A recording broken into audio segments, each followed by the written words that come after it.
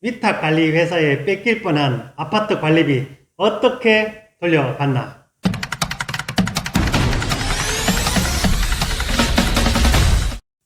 안녕하십니까. 친절한 생활 연구소 김도영 소장 김소장입니다. 오늘은 전격 인터뷰로 위탁관리회사에게 빼앗길 뻔했던 관리 직원의 미지급 퇴직금, 다시 말해서 입주민의 관리비를 2년간의 소송을 통해 돌려받은 아파트를 찾아왔습니다. 회장님부터 소개를 부탁드리겠습니다. 예, 저는 대구시 달성군 다사업 서재에 위치한 에코폴리스 동아이시 3차 입대 회장을 맡고 있는 이승환이라고 합니다. 반갑습니다. 안녕하십니까. 저는 입주자 대표의 감사를 맡고 있는 최병수입니다. 반갑습니다. 안녕하십니까. 저는 관리소장 정미령입니다. 반갑습니다. 그럼 바로 본론으로 들어가겠습니다. 먼저 아파트 소개부터 대표 회장님께서 해주시겠습니다. 예, 저희 아파트는 2017년 7월 말부터 입주를 시작해서 현재 4년차에 들어선 1553세대 아파트로 10명의 동대표와 10명의 관리소 직원, 그리고 18명의 미화 직원, 3명의 커뮤니티 센터 직원, 5명의 보안대원이 가족처럼 지내고 있습니다.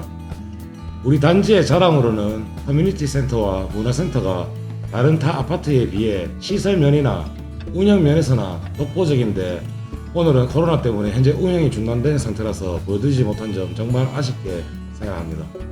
나중에 한번 더 찾아와야 될 것 같습니다. 이번 소송에서 미지급 퇴직금을 돌려받았다고 들었는데, 미지급 퇴직금이 뭔지 모르시는 분들을 위해서 간략하게 설명을 해 주시죠. 네, 미지급 퇴직금은 1년 미만 직원의 퇴직금으로 위탁관리회사에서 직원들을 주겠다며 관리비를 통해 받아갔지만 직원들에게 지급되지 않은 퇴직축내금을 말합니다. 주로 1년 미만 근무한 직원을 해당이 되는데, 우리 아파트의 경우 입주 11개월 후 위탁관리회사가 바뀌면서 관리, 경비원, 외화팀 직원들 중 퇴직금이 미지급된 부분이 있었고, 이 돈을 위탁관리회사에 돌려달라고 했지만 주지 않아 소송을 진행한 것입니다.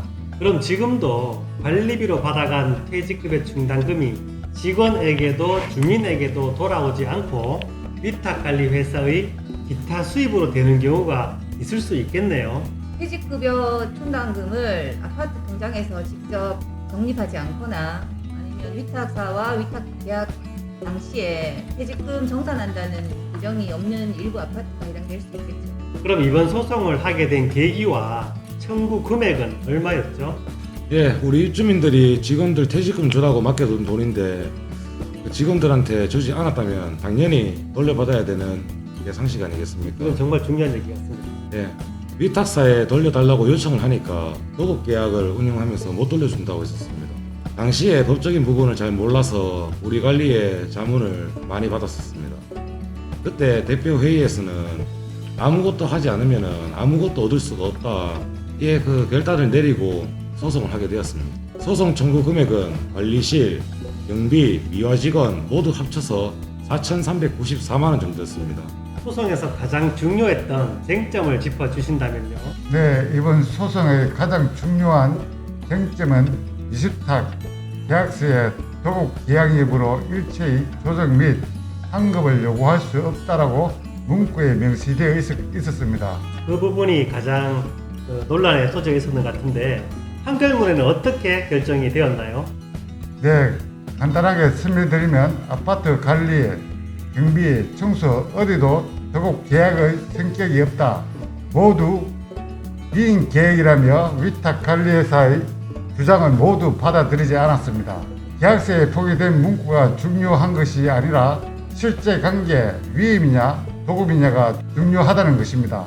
우리 아파트의 경우 여러 가지 정하여 봤을 때 위임 관계로 판단하고 위탁사에 맡겨둔 퇴직금을 실제로 지급되지 않았으니 아파트에 돌려주라고 판결이 났습니다. 그럼 전반적인 소송의 진행 상황을 말씀해 주시죠. 2018년 8월경에 상대 위탁사가 관리했던 기간에 모든 직원들의 미지급 퇴직금을 상세 상세하게 일단 산출을 하여서 미지급 퇴직금 4,394만 원을 돌려달라는 소장을 제출하였고요. 2019년 11월에 1심 판결이 났는데 100% 승소를 하였습니다. 그런데 이제 상대 위탁사에서 이제 항소를 하여가지고 이제 소송이 길어졌는데요. 얼마 전에 2020년 10월에 2차 판결이 났는데 2차 판결에서도 저희가 100% 승소 판결이 났습니다. 그 이후에 상대 위탁사에서 이제 대법원에 항고를 하지 않아서 금액이 확정이 된 것입니다. 그 돈은 어떻게 돌려받았나요? 소송 기간 중에 신화에서 상대 위탁사에서 관리하고 있던 아파트 등장과 또 그 위탁사 주 거래은행 등장에 저희가 가압류를 해주었습니다. 판결 이후에 그래서 이제 일부는 현금으로 받았고 또 나머지 부분은 가압류를 풀어주는 조건으로 해서 또 모두 현금으로 돌려받았습니다. 변호사 비용은 어떻게 했나요? 1심, 2심 모두 변호사 비용이 발생했잖아요. 네. 그 돈이 한 805만 원 정도였는데 그 돈과 그리고 그 소송 기간 중에 법정 이자가 972만 원 정도 또 상당히 많네요. 예, 발생되었습니다. 그래서 이번에 이제 소송 원금 4,394만 원과 이자 그리고 변호사 비용 모두 다 돌려받았는데 이제 합산을 해보니까 6,171만 원 정도가 되네요. 이렇게 많은 돈을 돌려받았는데 어떻게 사용을 했는지 말씀해 주시죠. 이번에 돌려받은 돈은 입주자 대표 회의에서 의결하여 지금까지 계속 근무하고 있는 직원 9명에게 근무 기간 중 충당되었던 만큼의 퇴직금을 정산을 하여 지난달 말 모두 지급을 했고요. 이자를 포함한 나머지 4,448만 원은 내년 퇴직금이 충당될 계정에 넣어서 관리비를 덜 받는 방식으로 주민들에게 돌려주기로 했습니다. 관리비가 깎아진다는 거죠? 예, 그리고 돌려받은 변호사 비용은 잡수입으로 다시 할입을 시켜서 권리계약에 따라 관리비 차감을 할 예정입니다. 이것도 관리비가 까진다는 거죠? 예. 대표회의와 관리소가 정말 고생을 해서 주민들이 상당한 이익을 본 것 같은데 이 아파트와 비슷한 상황에 놓인 다른 아파트가 많을 것 같은데 어떻게 하면 이 아파트처럼 돈을 돌려받을 수 있는지 조언 한마디 해주시죠.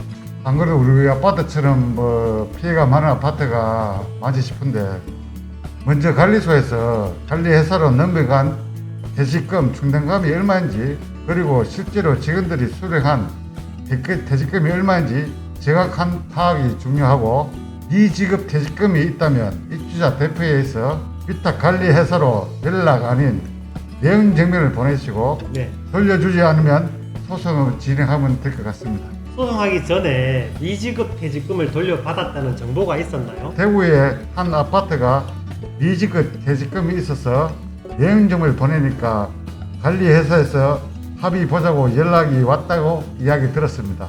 가장 중요한 것은 청구를 해야 받을 수 있다는 것입니다. 그게 중요한 것 같습니다. 예, 맞습니다. 그리고 변호사 비용의 이자까지 받을 수 있다는 대법원 판례가 많고 우리 아파트도 그 좋은 판례가 되지 않을까 생각합니다. 대법원의 판례에도 변호사 비용이나 이자까지 다 받는다는 판례가 있으니까 또 이 그렇죠. 아파트가 또 좋은 선례를 남겼으니까 예, 그렇죠. 정말 좋은 정보 같습니다. 예, 맞습니다. 아파트 주민의 관리비인 미지급 퇴직금을 돌려받은 좋은 선례의 아파트 얘기를 들어봤습니다.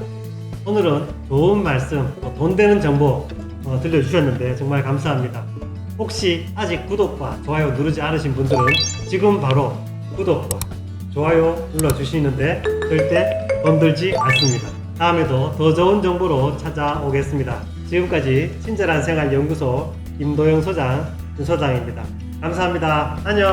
안녕.